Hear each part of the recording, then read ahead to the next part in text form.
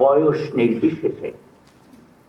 এই যে আপনজন একজন চলে গেছেন, সেজন্যই আমাদের এই বেদনা।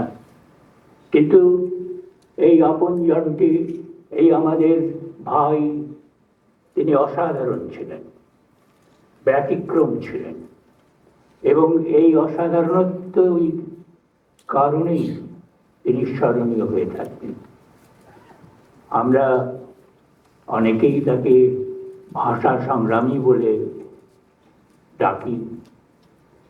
এই শব্দ যুগল মনে হয় তিনি চয়ন করেছিলেন, এবং ভাষা সংগ্রামী হিসেবেও তিনি নিজেকে পরিচয় দিতে মোটেই কুণ্ঠাবোধ করতেন না। অবশ্যই তিনি ভাষা সংগ্রামী ছিলেন, এবং সেটা ছিলেন দুই অর্থে। একটা অর্থ যে তিনি রাষ্ট্রভাষা আন্দোলনের সঙ্গে যুক্ত ছিলেন, সে আন্দোলনে নীরবে কাজ করেছেন, অনাড়ম্বরভাবে কাজ করেছেন। দ্বিতীয় হচ্ছে তিনি সাহিত্যিক ছিলেন, এবং সাহিত্যের চর্চার মধ্য দিয়ে বাংলা ভাষাকে সমৃদ্ধ করা, তার ধারণ ক্ষমতা, তার প্রকাশ ক্ষমতাকে বৃদ্ধি করা, এবং সাংস্কৃতিক চেতনাকে, মানুষের, দেশের মানুষের সাংস্কৃতিক চেতনাকে উন্নত করার কাজে তিনি যুক্ত ছিলেন। আর ওই যে রাষ্ট্রভাষা আন্দোলনের সঙ্গে তার সংযোগ, সেটাও ভিন্ন রকমের ছিল। রাষ্ট্রভাষা আন্দোলন আমাদের দেশে, আমাদের এই ভূমিতে বাঙালি জাতীয়তাবাদের চেতনার বিকাশ ঘটিয়েছে।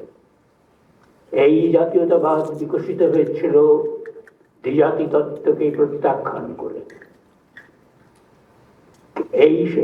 এই যে আন্দোলন, এটা কেবল রাষ্ট্রের ভাষা, দুটি রাষ্ট্রভাষার মধ্যে একটি রাষ্ট্রভাষা করার জন্য আন্দোলন ছিল না। এই আন্দোলন ছিল স্বাধীনতার জন্য, যেটা পরে আমরা উপলব্ধি করেছি, পরিষ্কার হয়েছে। এই আন্দোলন আরো অগ্রসর, এই আন্দোলনের ভেতর আরো সম্ভাবনা ছিল, প্রতিশ্রুতি ছিল, আহ্বান ছিল। সেটা হলো সমাজকে বদলে দাও। ভাষা কারো ব্যক্তিগত সম্পত্তি নয়, ভাষা কোনো শ্রেণীর অধিকারে থাকে না, ভাষা বর্ণ মানে না, ভাষা ধর্ম দ্বারাও নিষিদ্ধ হয় না। মানুষ ধর্মান্তরিত হলেও ভাষান্তরিত হয় না। এই যে ভাষার যে সার্বজনীনতা, সেইটার জন্য এই রাষ্ট্রভাষা আন্দোলন ছিল। এবং সেই আন্দোলনের মধ্যে সমাজতান্ত্রিক সমাজ এবং রাষ্ট্র প্রতিষ্ঠার স্বপ্ন নিহিত ছিল। আমাদের ভাই আহমেদ রফি ওই অর্থেই রাষ্ট্রভাষা আন্দোলনের সঙ্গে যুক্ত ছিলেন। তিনি এর রাজনৈতিক তাৎপর্য তো বুঝেছেন, এটা তো রাজনৈতিক আন্দোলন ছিল, কিন্তু এর পেছনে যে একটা সাংস্কৃতিক ভিত্তি ছিল এবং সম্ভাবনা ছিল নতুন সমাজ গড়ার, তিনি সেই জন্য সেই কারণেই এর সঙ্গে যুক্ত ছিলেন। আর অন্যদিকে তিনি সাহিত্যিক ছিলেন। তিনি কবিতা লিখেছেন, কবিতা লিখেই তার যাত্রা শুরু, এবং তিনি প্রবন্ধের বই প্রকাশ করেছেন শিল্প সংস্কৃতি জীবন নামে, এবং সংস্কৃতিকে তিনি অত্যন্ত গুরুত্ব দিতেন। এবং তিনি রবীন্দ্র গবেষক ছিলেন। তিনি অসাধারণ একটি গ্রন্থ লিখেছেন দেশভাগ ফিরে লেখা নামে, এবং তার এই সমস্ত কাজের স্বীকৃতি পেয়েছেন। পশ্চিমবঙ্গের রবীন্দ্র রিসার্চ সেন্টার তাকে রবীন্দ্র তত্ত্বাচার্য উপাধিতে ভূষিত করেছেন। এবং তিনি ত্রৈমাসিক পত্রিকা বার করছিলেন, এবং তিনি লিখছিলেন, সংবাদপত্রে লিখছিলেন। এই যে দুটো জিনিসকে একত্র করা, ভাষার জন্য সংগ্রাম, ভাষার প্রতিষ্ঠা করা, তাই আবার অন্যদিকে ভাষাকে সমৃদ্ধ করা, এই দুই দিক থেকেই আহমেদ রফি ভাষা সংগ্রামী ছিলেন। এবং ভাষা সংগ্রামী নামটা তার জন্য অযথার্থ ছিল না। কিন্তু কেবল ভাষা সংগ্রামী বললে আমাদের কিছু পরিচয় তুলে ধরা যাবে না। আসল পরিচয়টা হচ্ছে ওই যে বললাম, তিনি সমাজতন্ত্রে বিশ্বাস করতেন, সামাজিক বিপ্লবে বিশ্বাস করতেন। সেই জন্য যখন রাষ্ট্রভাষা আন্দোলনের সঙ্গে তিনি যুক্ত, তার পরপরই তিনি কমিউনিস্ট পার্টির সদস্য হয়েছিলেন এবং এই সংযোগের কারণে তিনি মেডিকেল কলেজের ছাত্র ছিলেন, তখন সেখান থেকে বহিষ্কৃত হয়েছেন। রাষ্ট্রীয় গোয়েন্দারা তাকে খুঁজেছে, সেজন্য তাকে আত্মগোপনে থাকতে হয়েছে। 2 বছর তিনি পড়াশোনা করতে পারেননি। তারপরে যখন ফেরত এসছেন, তখন তার সহপাঠীদের কাছ থেকে আমরা বলতে শুনেছি তাদেরকে, যে তিনি তাদের মধ্যে সবচেয়ে মেধাবান ছিলেন। তারপরে MBBS পাস করলেন, কিন্তু চিকিৎসক হতে পারলেন না। কেননা ওই যে তার রাষ্ট্রভাষা আন্দোলনের সঙ্গে গভীর সংযোগ, ওই যে তার গোপন পার্টির সঙ্গে সংযুক্তি, সে কারণে তাকে ইন্টার্নশিপ করতে দেওয়া হয়নি। তিনি তারপরেও এই যে ঔষধ শিল্পের সঙ্গে যুক্ত থেকেছেন। তিনি এই যে জানতেন যে গোটা সমাজ অসুস্থ এবং সেই সমাজকে ওষুধ দিয়ে সারানো যাবে না, এমনকি যাকে সার্জারি বলে তা দিয়েও সারানো যাবে না, সমাজকে বদল করতে হবে। এবং সেই সমাজকে বদল করার জন্যই তিনি সংগ্রাম করেছেন রাষ্ট্রভাষার আন্দোলনের জন্য। এবং দেশের যখন স্বাধীন হলো, বাংলাদেশ যখন প্রতিষ্ঠিত হলো, তখন বাংলা ভাষায় যাতে করে এই মেডিকেল শাস্ত্রের অধ্যয়ন এবং পঠন এবং পাঠদান সম্ভব, সেজন্য তিনি কাজ করছিলেন। কাজেই আমরা তাকে দেখব একজন সমাজ বিপ্লবী হিসেবে। আমরা দেখব যে তিনি ব্যক্তিগত মালিকানায় বিশ্বাস করতেন না এবং ব্যক্তিগত মালিকানার বদলে সামাজিক মালিকানা প্রতিষ্ঠা করতে চেয়েছেন। আমরা তাকে আমাদের যে সমাজতান্ত্রিক আন্দোলন এর যে ধারা, তার সঙ্গে যুক্ত থাকতে দেখেছি। 1991 সালে যখন সমাজ এই সোভিয়েত ইউনিয়নের ভেঙে গেছে, তখন দেশে আমাদের এখানকার সমাজতন্ত্রীরা মিলে একটা দীর্ঘ মিছিল করেছিলেন। সেই মিছিলের সামনে আহমদ রফি ছিলেন। তারপরে 2017 সালে যখন রুশ বিপ্লবের শতবর্ষ উদযাপনের উদ্যোগ নেওয়া হয়েছে এবং বামপন্থীরা একসাথে একটা প্ল্যাটফর্মে যুক্ত হয়েছেন, তখন নেতৃত্ব দেবার জন্য আহমদ রফিককেই খোঁজ করতে হয়েছে এবং তিনি সম্মতি দিয়েছেন। শুধু নয়, তিনি আমাদের সামনে ছিলেন, সেই উদযাপনের সামনে ছিলেন।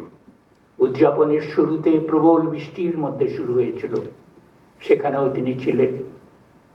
সেইখানে শাহবাগে হাজার হাজার মানুষ এসেছে এবং শেষে সারা মাস ব্যাপী উদযাপনের পরে শহীদ মিনারের যে সমাবেশ হয়, সেটা অভূতপূর্ব সমাবেশ ছিল। হাজার হাজার মানুষ এসেছে, লাল পতাকায় সমস্ত এলাকা ছেয়ে গেছে। সেখানেও তিনি সভাপতিত্ব করেছেন এবং ওই যে প্ল্যাটফর্মটা গঠিত হয়েছিল, সেই প্ল্যাটফর্মটা আমরা ধরে রাখতে পারিনি। সেইটাই হচ্ছে আমাদের সমাজতান্ত্রিকদের যারা বিশ্বাস করেন তাদের ব্যর্থতা। কাজেই আমরা যখন তাকে স্মরণ করছি, তখন আসলে একজন সমাজ বিপ্লবীকে স্মরণ করছি। এবং এইটা আজকে পরিষ্কার যে পৃথিবী গভীর সংকটে আছে। আজকের সংকট কেবল সভ্যতার সংকট নয়, আজকের সংকট মনুষ্যত্বের সংকট। এবং এই জাতিসংঘের যে মহাসচিব গতকালই বলেছেন যে পৃথিবী এখন ধ্বংসের প্রান্তে পৌঁছে গেছে। তিনি এর জন্য অবশ্য দায়ী করেছেন জলবায়ু পরিবর্তনকে, ধরিত্রীর উষ্ণতাকে। সেটা সত্য, কিন্তু এর পেছনে কি আছে? পেছনে আছে পুঁজিবাদ। পুঁজিবাদী ধরিত্রকে, এই পৃথিবীকে উত্তপ্ত করছে, গ্রহকে উত্তপ্ত করছে এবং সারা পৃথিবী জুড়ে নানান ধরনের গণহত্যা চালাচ্ছে। আজকে এই গণহত্যা একরকমের নয়। আমরা যে ফিলিস্তিনিদের উপরে ইসরায়েলি জানবাদীদের যে হত্যাকাণ্ড দেখছি সেটা প্রত্যক্ষ। প্রতিদিন মানুষ মারা যাচ্ছে, যুদ্ধ বিরতির নাম করে যে শান্তির একটা ছায়া ছদ্ম আবরণ তৈরি হচ্ছে, তার মধ্যেও মানুষকে হত্যা করা, শিশু হত্যা করা, 20,000 শিশুকে হত্যা করে ফেলেছে ইতিমধ্যে। এবং সেই যে সংসদটা চলছে, সেইটা এক ধরনের গণহত্যা।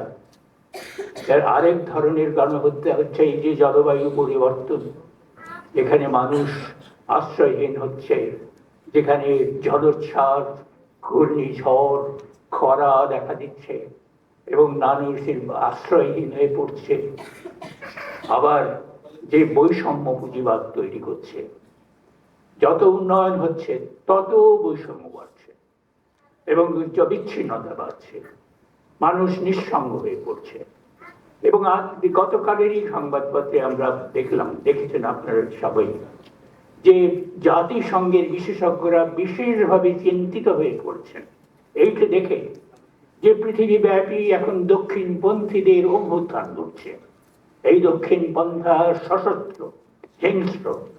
এর কারণ হিসেবে বলা হয়েছে, বিশেষজ্ঞরা বলেছেন যে রাষ্ট্র যে দায়িত্ব পালন করছে না, রাষ্ট্র আগে যে সামাজিক নিরাপত্তা দিত মানুষকে, সেইটা ক্রমাগত প্রত্যাহার করে নিচ্ছে।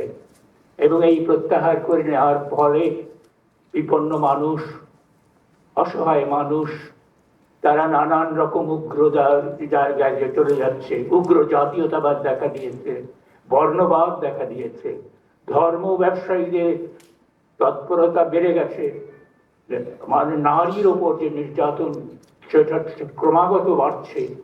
এবং আমরা দেখছি যে কেবল যে এর পেছনে তো পুঁজিবাদের পেছনে তো ব্যক্তি মালিকানা আছে, এবং ব্যক্তি মালিকানা এখন চরম জায়গায় চলে গেছে। কেবল এইখানে এক একটা লোক যারা জনতুষ্টির মাধ্যমে নির্বাচিত হয়ে আসছে, বলা হচ্ছে গণতান্ত্রিক ভাবে নির্বাচিত, সেই মানুষগুলো, এই যে ডোনাল্ড ট্রাম্প, নরেন্দ্র মোদী, এই যে নেতানিয়াহু, এদের হাতে সমস্ত ক্ষমতা এবং একাকিত্ব করছে। আর ধনীরা, যারা ক্রমাগত ধনী হচ্ছে, সেই ধনীরা আর কি করবে? তারা সমস্ত কিছু তাদের পেয়ে গেছে, উপভোগ একজন মানুষ কতটা করতে পারে, সেজন্য তারা যাকে বলে এক্সক্লুসিভনেস, সেটি তৈরি করছে। তারা ইলন মাস্ক একসময় একটা বলেছিলেন সাক্ষাৎকারে, মজার কথা, যে পৃথিবী বিপন্ন হচ্ছে, তবে আমরা মঙ্গল গ্রহে গিয়ে থাকতে পারবো। কিন্তু তারা মঙ্গল গ্রহ হতেও অনেক দূরের ব্যাপার, কঠিন ব্যাপার। দেশের মধ্যে তাদের নিজস্ব জায়গাতেই মঙ্গল গ্রহ তৈরি করছে, নিজের একটা পরিমণ্ডল তৈরি করছে, একটা আভিজাত্য, এক্সক্লুসিভনেস, তাদের ক্লাব, তাদের রেস্টুরেন্ট, তাদের সোসাইটি, সেগুলো আলাদা আলাদা এবং এক গ্রহের মধ্যে। এবং সেইটার মধ্যে দিয়ে তারা এই উপভোগকে চূড়ান্ত করছে, কিন্তু তারা যা ভাবতে পারছে না কত দূর আর যেতে পারবে। এবং এই ধরনের ক্লাব আমাদের দেশেও আছে। আমাদের এই যে বড় বড় ঢাকা ক্লাব থেকে শুরু করে যত ক্লাব, সেই সব ক্লাবে যে সদস্য হওয়ার জন্য কত টাকা দিতে হয়, সেটা আমি শুনে আমার বিশ্বাসই হয় না, অবিশ্বাস্য মনে হয়। কেনা বেচা চলে একটি দামে অসম্ভব মনে হয়। এবং আমাদের দেশের ধনীরাও ধনী হচ্ছে, শীর্ষ ধনীদের মধ্যে নাম পাওয়া যাচ্ছে সিঙ্গাপুরে। কাজে যেটা ঘটছে সেটা হচ্ছে উন্নতির নামে ব্যক্তি মালিকানার চরম জায়গায় চলে গেছে। এবং এইটার থেকে মুক্তির উপায় হচ্ছে সামাজিক বিপ্লব। উপায় হচ্ছে এই পৃথিবীকে বদলে করে এই ব্যক্তি মালিকানার জায়গায় সামাজিক মালিকানা প্রতিষ্ঠা করা। পুঁজিবাদের সমালোচনা আজকে পশ্চিম বিশ্বেই হচ্ছে। তারাই বলছে পুঁজিবাদ এখন বড় নিষ্ঠুর আকার ধারণ করেছে, কিন্তু পুঁজিবাদের পরিবর্তে কি দরকার সেইটি বলতে পারছে না। পুঁজিবাদের পরিবর্তে যে সমাজতন্ত্র দরকার, সেটা যে সামাজিক বিপ্লবের মাধ্যমে সম্ভব, সেই কথাটা তারা বলছে না। কাজেই আমাদের এই যে ভাই আহমদ রফিক, তাকে আমরা স্মরণ করি সমাজ বিপ্লবী হিসেবে। এবং তিনি সেই কাজটা তার জীবনের কাজ ছিল এই সমাজ বিপ্লবের জন্য সাংস্কৃতিক প্রস্তুতিকে উচ্চতরে নিয়ে যাওয়া, সংস্কৃতির কাজে তিনি যুক্ত ছিলেন। এবং যেটা তিনি জানতেন যে সামাজিক বিপ্লব সম্ভব হবে না যদি না সাংস্কৃতিক প্রস্তুতি থাকে। কাজে এই সংস্কৃতি চর্চার ক্ষেত্রে তিনি আত্মনিয়োগ করেছিলেন এবং তার প্রথম গ্রন্থ যে গদ্য বই, সেটা নাম শিল্প সংস্কৃতি জীবন। তিনি মিলাতে চাইছিলেন শিল্পকে, সংস্কৃতিকে এবং জীবনকে, এবং সর্বোচ্চ সংস্কৃতি যে গুরুত্বপূর্ণ, সংস্কৃতির যে সভ্যতার চাইতেও বড়, সেই উপলব্ধি আমাদের এই ভাইয়ের ছিল।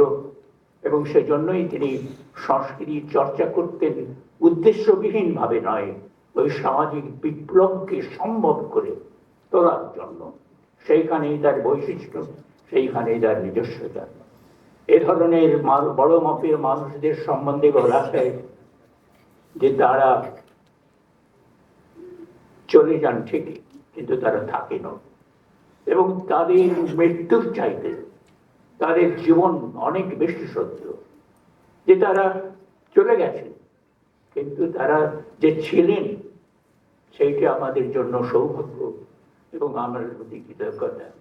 আমরা তার স্মৃতির প্রতি কিন্তু প্রকৃত শ্রদ্ধা আমরা জানাতে পারবো যদি এবং যে পরিমাণে তার যে কাজ, সেই সামাজিক বিপ্লবের জন্য সাংস্কৃতিক তৎপরতা, সাংস্কৃতিক কাজ, সেই কাজকে আমরা যত এগিয়ে নিয়ে যেতে পারবো ততই তার প্রতি আমরা শ্রদ্ধা দেখাবো।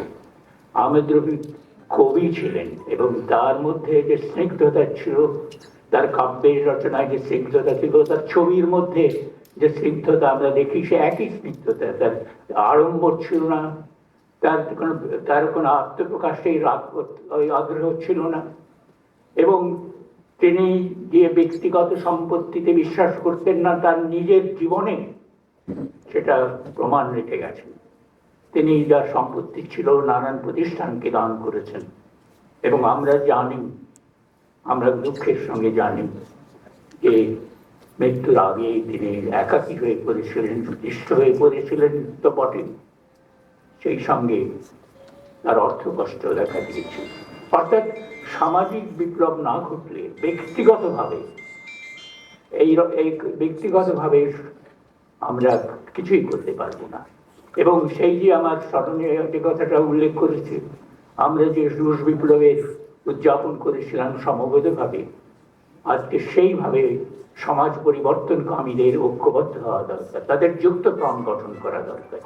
এবং যুক্তপ্রাণ গঠন না করলে তারা এই কাজকে, সামাজিক পরিবর্তনের কাজকে এগিয়ে নিয়ে যেতে পারবেন না।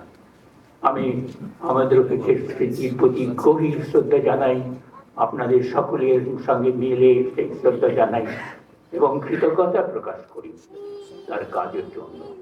ধন্যবাদ।